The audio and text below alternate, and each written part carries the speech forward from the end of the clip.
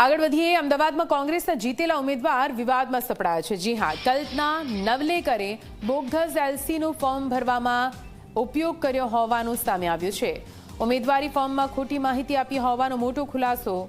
કૃષ્ણનગરની શાળામાં અભ્યાસ કર્યો હોવાનું એલસી રજૂ કર્યું હતું। GR 1248 અને એલસી નંબર 3194થી રજૂ કરાયું હતું। ફરિયાદી ચિરાગ શાહ દ્વારા ડીઈઓને આ મામલે ફરિયાદ કરાઈ હતી અને ફરિયાદના આધારે તપાસ કરતા એલસી ખોટું હોવાનો ખુલાસો થયો છે। ડીઈઓએ શાળાના આચાર્યને ફરિયાદ કરવા આપ્યો છે આદેશ। કૃષ્ણનગર પોલીસ સ્ટેશનમાં ફરિયાદ કરવા માટે આદેશ આપવામાં આવ્યો। ડુપ્લિકેટ એલસી બનાવી ખોટી સહી કરાઈ હોવાનું સામે આવ્યું છે।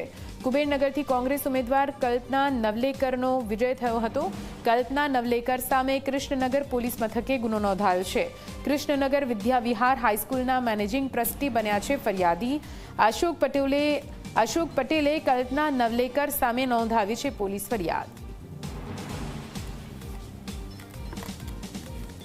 આવી કોઈ પણ વ્યક્તિ એ શાળામાં એ સમયે અભ્યાસ કરતી હોવાના કોઈ પુરાવા મળ્યા નથી, એટલે શાળા સંચાલક દ્વારા પણ આ પ્રકારનો રિપોર્ટ આપ્યો છે કે કલ્પનાબેન સુરજભાઈ નવલેકરનું આ નંબરનું જે એલસી અહીંયાથી ઇસ્યુ થયેલું છે તે અમારી શાળાનું છે નહીં।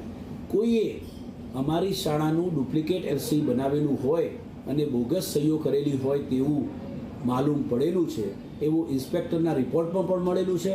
સાથે સાથે શાળાના આચાર્ય અને સંચાલકે પણ જણાવ્યું છે, જેથી અમે આ પ્રાથમિક તારણોને ધ્યાને લઈ અને ઉમેદવાર ચાલુ જે સમયના કોંગ્રેસ પક્ષના કુબેરનગર વોર્ડના વિજેતા ઉમેદવાર છે, જેથી આ બાબતોની પૂરેપૂરી ચકાસણી કરવી પણ જરૂરી છે, જેથી પોલીસને આ બાબતે કાર્યવાહી કરવા માટે સદર શાળાના આચાર્ય અને સંચાલકને પણ અમે ફરિયાદ દાખલ કરવા માટે જણાવ્યું છે।